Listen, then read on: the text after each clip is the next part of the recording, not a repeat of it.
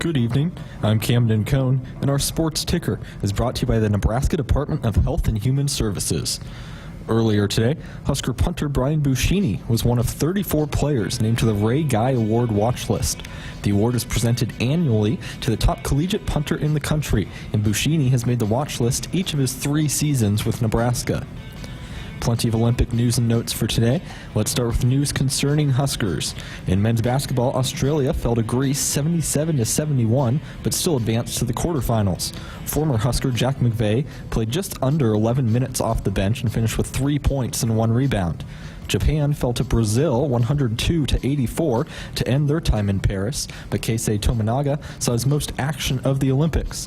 Tominaga played 7 minutes and had 2 points and a steal in the loss. Till Steinforth started the decathlon today for Team Germany. He currently sits in 12th place out of 21 Olympians after the 100-meter dash, long jump, shot put, high jump, and 400-meter dash. In other Olympic news, the U.S. set a world record in the 4x400-meter mixed relay with a time of 3 minutes and 7 seconds. And in soccer, the U.S. men's team fell to Morocco 4-0 to end their Olympics run. One Major League Baseball game of note as the Marlins visit the Braves. Spencer Schwellenbach is scheduled to start on the mound for Atlanta. First pitch is coming up in about 15 minutes. Our sports ticker is brought to you by the Nebraska Department of Health and Human Services. Call a timeout. If you or someone you know is struggling or in crisis, the 988 Suicide and Crisis Lifeline is there. Call, text, or chat 988. It's free, confidential, and staffed with trained counselors ready to listen and provide support. Hour 1 of Sports Nightly is up next, right here on the Huskers Radio Network.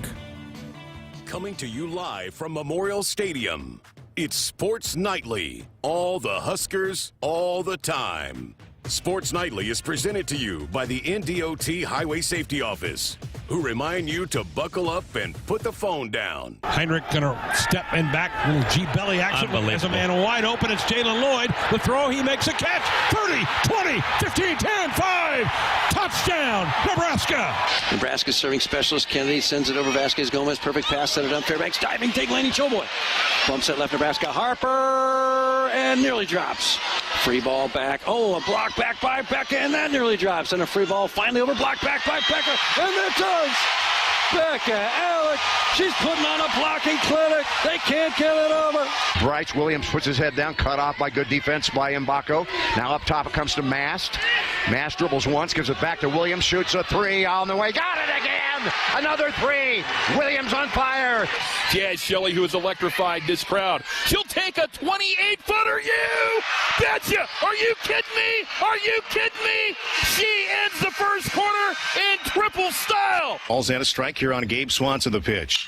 Hit pretty well towards left center field. Going back on it is Graves. Graves at the wall, and it's gone again! Swanson's gone deep again! Gabe with his second solo shot of the game. Billy swings and crushes this one to the moon. Left center and gone. No doubt on that one. 3-1 Nebraska. Here are your hosts, Greg Sharpe and Jessica Coody on the Huskers Radio Network. Anybody want to take a guess at the last live Friday Sports Nightly? Camden, Jessica, want to take a shot? Well, I'm trying to think. It had to have been before, well, maybe in the middle of baseball season when there was a early game. Was that, Okay. am I on the right track? Camden, you got So maybe March? date in mind? March?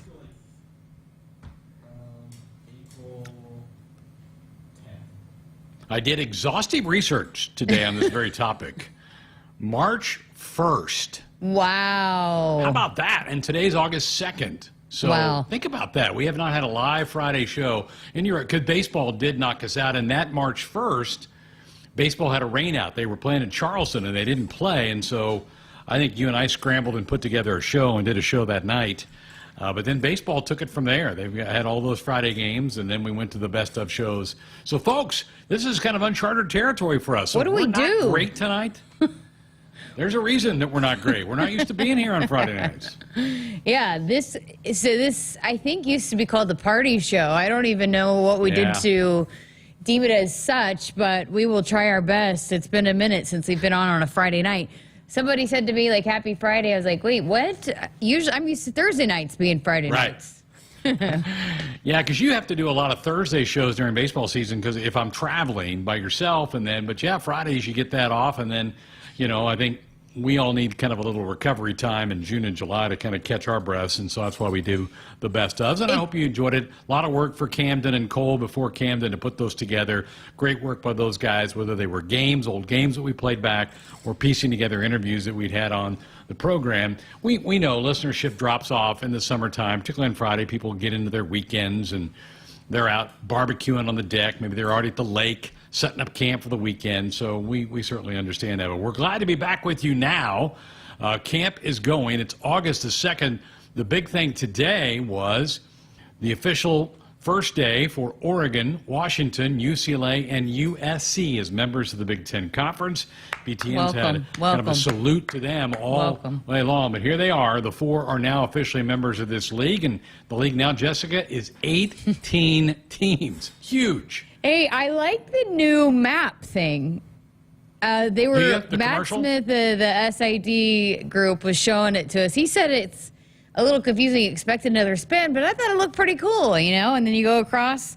We were joking we need to add somebody there in the middle of the country to be able to. There's some blank space in the country between Minnesota and the West Coast teams, but it looks pretty cool. Well, yeah, they basically jumped from L.A. to here, and then they kind of zip up and catch the Gophers and Hawkeyes. But, yeah, they did debut that spot today on BTN. Good job by BTN. For whatever reason, people latched onto that commercial. When it first came out, I don't know that anybody noticed it, but people then really kind of liked it to see, just how expansive the conference was. Now, I don't think it can get any bigger unless you're going to go add somebody from Europe to the league moving on. But, yeah, that spot's really been catchy, so good for whoever the marketing firm that came up with that today.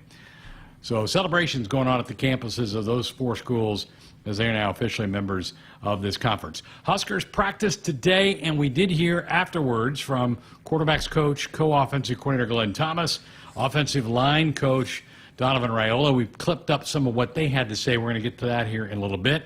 And then after a long wait, they made the quarterbacks available to the media, right? You guys hung around there for about 2 hours to get those quarterbacks. Yeah, so they ended up having to lift and then recovery, which all the players, it's fun. I kind of had some fun today when the players will go one at a time to the press conference, and then I'll usually get one of them while they're waiting or right after they're done. But we were hanging around there waiting, and we were chatting with Danny Kalin while he was waiting for his turn in the press conference, and I was asking him what's the best part of the new facility, and he said probably the recovery part of it. And did you know there's a sauna?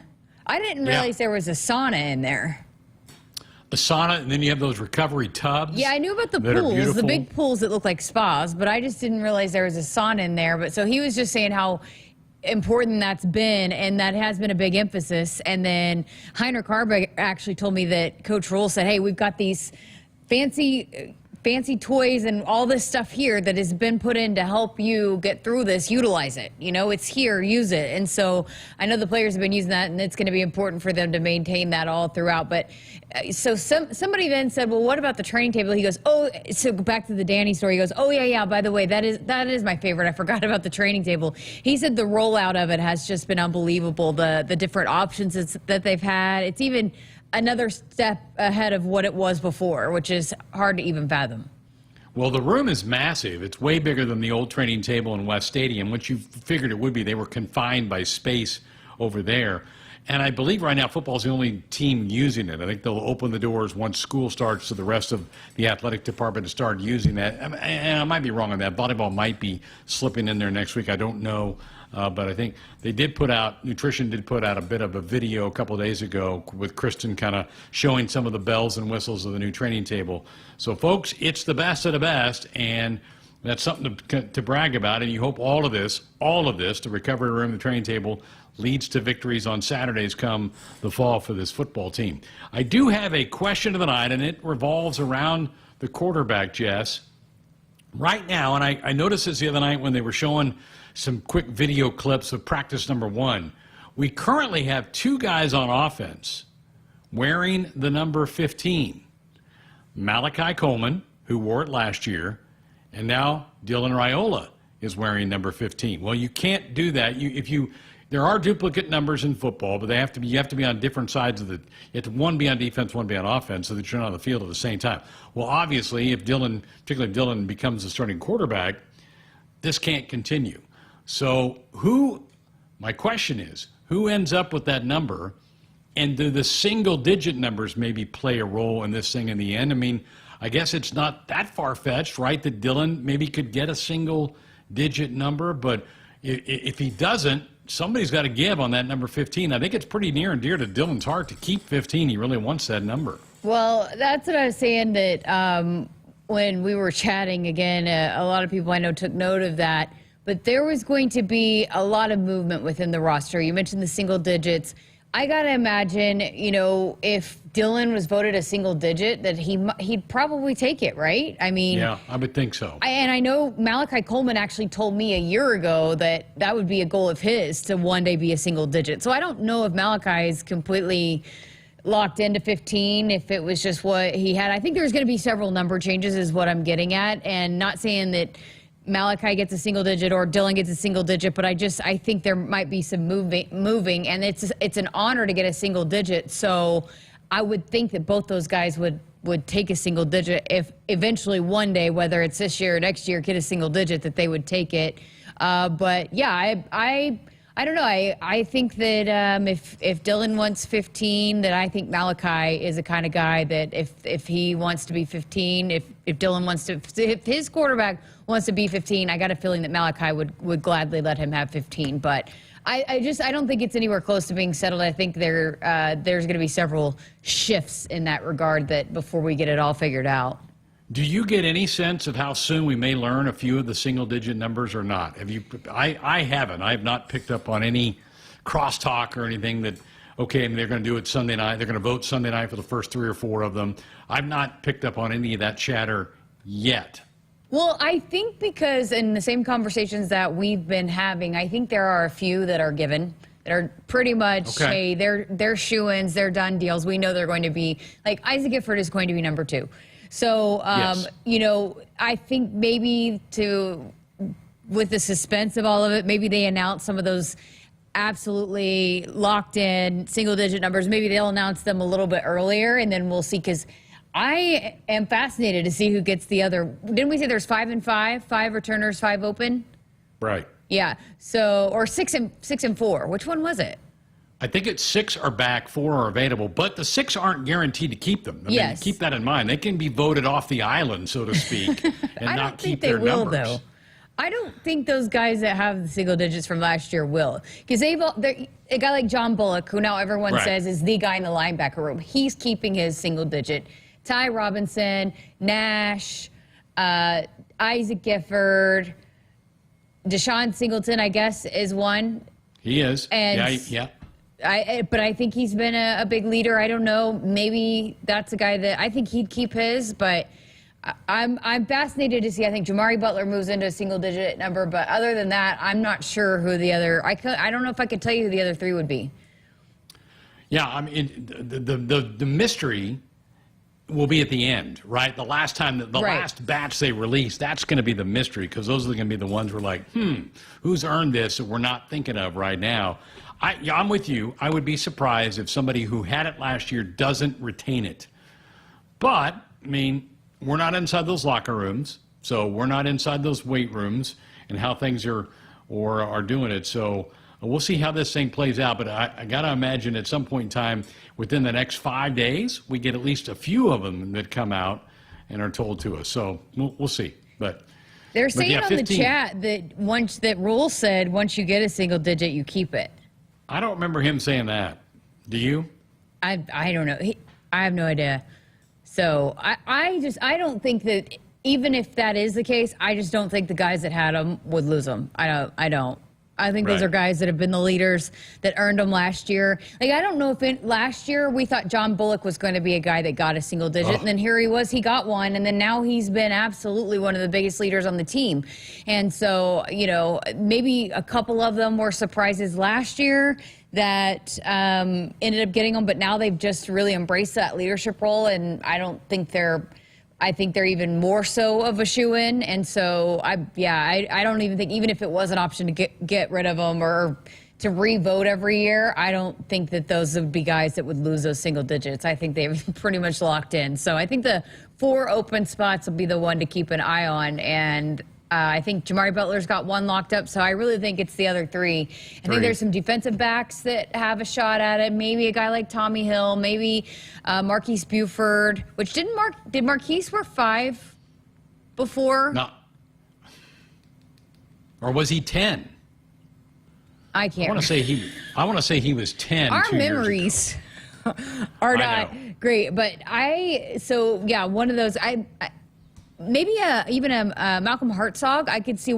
I think there's for sure a defensive back, maybe a wide receiver that get in there. We'll see. But there's several guys that could lock up one of those, in my opinion, 3 spots that are open. And I think you'll get an honorary offensive lineman too, like Ethan Piper was last year, where they'll name some offensive lineman, and they obviously can't change by rules for the NCAA football. Offensive linemen have to wear a certain number between 50 and 75 or whatever it is. So, but I do think you'll see that, and I don't know who that'll be. I'm not sure which one of those offensive linemen. Could be Ben Scott, could be Bryce Benhart. We'll see, but I think they'll maybe give a nod to one of those offensive linemen as well. But you think this 15 thing will work its way out? I do. Yeah, I do. I remember vividly that Malachi Coleman told me a year ago that was one of his goals, is to eventually be one of those single-digit guys. And so I don't know if he's a guy, I got to have 15. So if Dylan is, and Dylan doesn't get the single-digit, but, and again, you're going to hear from Dylan coming up. He's such a team guy, too. I think he would see that as an honor to be a single-digit. So I don't know. I mean, I think both those guys are really, just have such a love for this program and this team, and would find it as an honor to be a single digit at any given time.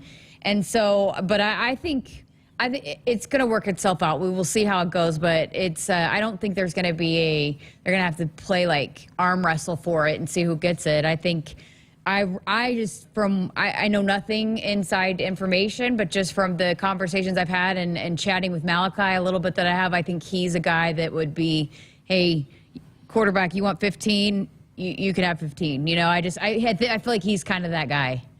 Yeah. Oh, no, he would be. I think he would be a guy that would step aside and pass it off. All right, Jessica referenced that we'll hear from Dylan coming up in hour 2. We'll also hear from Teddy Prochazka, one of those offensive linemen battling for that left tackle spot. We'll have an update on that battle with Turner Corcoran coming up here in just a couple of minutes, because we're going to hear some clips from both Glenn Thomas and Donovan Raiola. They met with the media after practice today. And we want your input, as always, 402-413-2400, here on our first live Friday show since March the 1st. That is remarkable. We're back with some clips from the press conference. We'll do that next.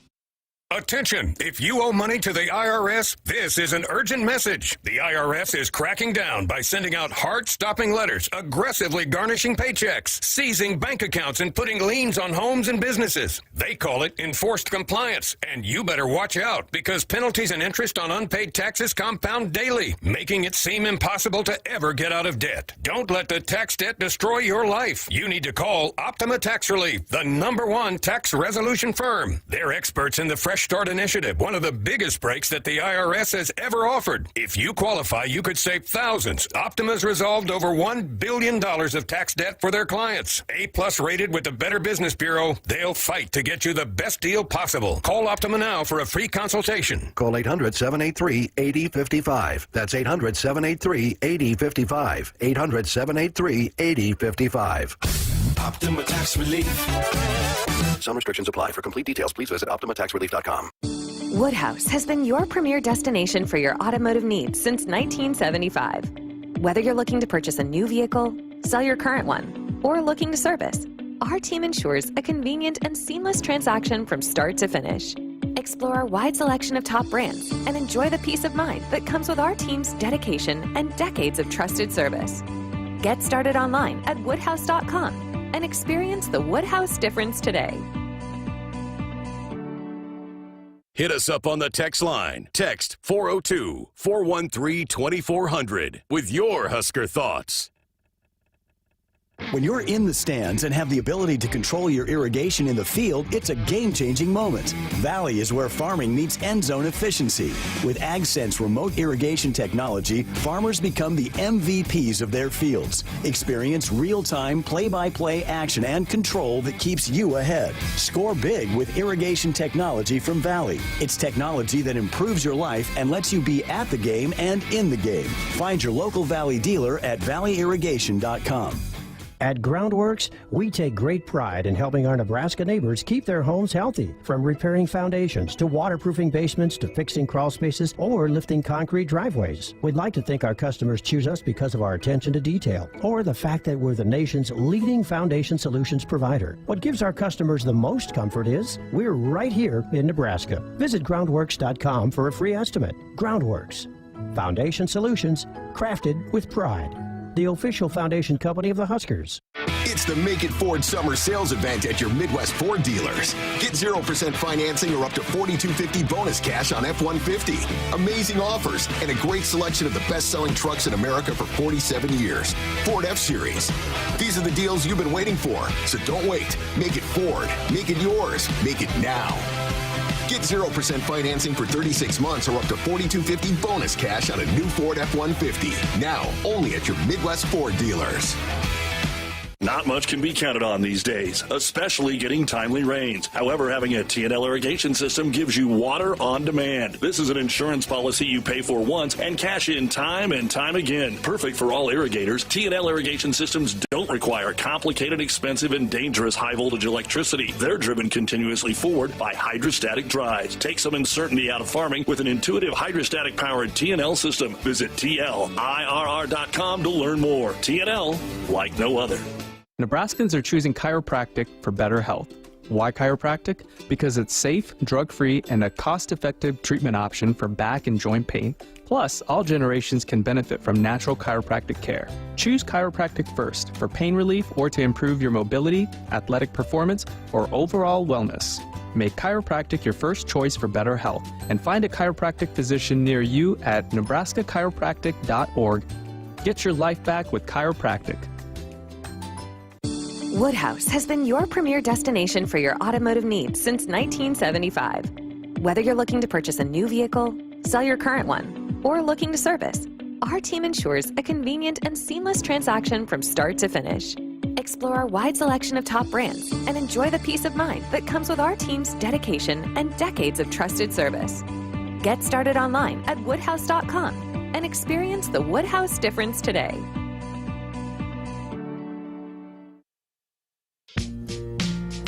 Woodhouse Auto Family, your trusted auto partner. They've got 20 brands, 20 convenient sales and service locations. We're making car buying on your terms. Visit us online at woodhouse.com. Today was practice 3 for the Huskers, and it was the first time we had a chance to hear from some of the coaches and players after practice, which leads us into our very first practice report of the year. It's time for the Nebraska football practice report. Getting out of boot camp and getting to football is probably exciting for them, but also relief because I know a lot of these guys, the guys that came back, they came back because they want to get to the season. And today, 2 coaches got in front of the media. The quarterback's coach, co-offensive coordinator Glenn Thomas, and offensive line coach Donovan Raiola. So we'll begin with Coach Thomas. One of the first questions he got asked was about Dylan Raiola and where has he seen maybe the biggest jump Dylan has made since becoming a Cornhusker back in January.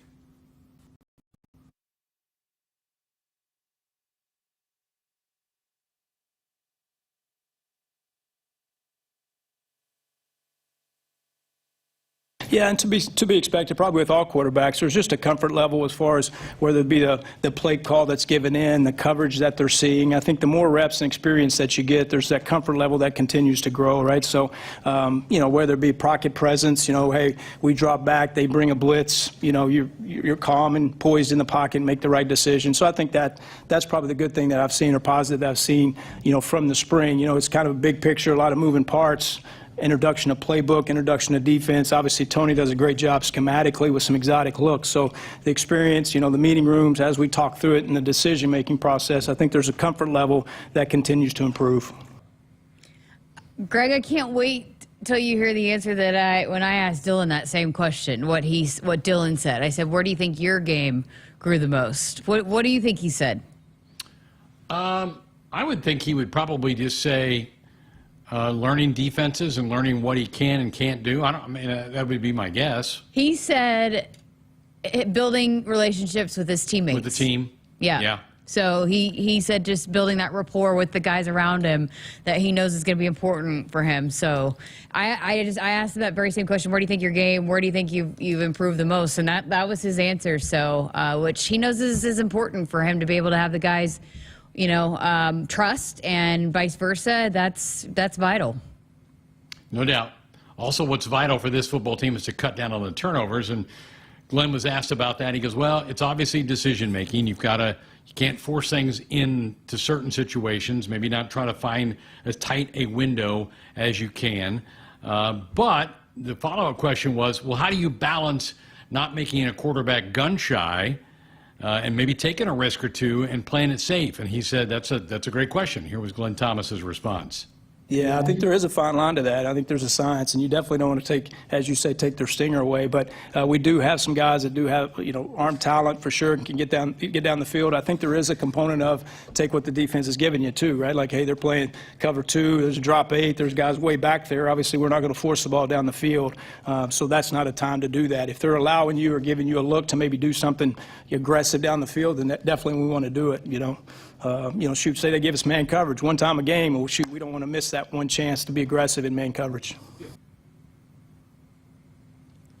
Yeah, I think that's the balance, right? And everybody knows about that's been the biggest question that they've asked about it. And so, it's you want them to be able to attack and be aggressive and really run the offense how you want, but you got to balance it. So I like. Sounds like they're taking the right approach, and but yeah, it's definitely a balance between, hey, go get them, go attack, go do what you do, but also, hey, we've got to take care of the football. Red zone turnovers were killer last year. I can think of Jeff Sims throwing one at Minnesota late in the first half. Heinrich had a pick in the second half at Michigan State in the red zone. Those are just killers, and that's where you got to maybe just throw it away and go, I know I've got 3 points on this drive. Let's not risk those 3 points by me trying to make a Superman-type play. So yeah, I think that's all learning curve. As we've said several times, Coach Rule has talked about the goal on the turnover margin. If you 2 or 3 of those turnovers go the other way or are not made, I think it's a completely different season. It's not even a drastic change from a year ago. There were just 2 or 3 of those that you were just talking about, costly turnovers that ended up costing the game. And yes, there are mistakes that happened throughout an entire game, and the defense was quick to point that out, but there were some turnovers that absolutely changed the game. And, 2 or 3 of those, and you're looking at a different record, I think. So there's no doubt that this team understands that, the importance of that. And so it's just, you got to go get it done. You got to take care of the football, bottom line. Another question as it relates to Dylan was about his leadership abilities. What has Glenn observed from that in the first 7 months of having him here on campus? Yeah, I think it's probably twofold, right? There's a mannerism and there's an aura about it. I think that's important. We talk about that because people feed off of that aura, but I think there's a confidence that you hear in tone of voice and being vocal, and hey, somebody runs the wrong route, you let them know, or just the confidence of maybe a protection call, or hey, let's challenge Ben Scott on a call. Hey, this is what I see. I want to do this, right? And the conviction of making those calls, that only comes with confidence. So if you're second guessing yourself, everybody else is going to feel that. So the more and more that we're in this, the more and more reps that we get, you feel that confidence with all the players. I would say all quarterbacks, and then all the other guys, if you will follow that lead because of that confidence. That's good to hear that Dylan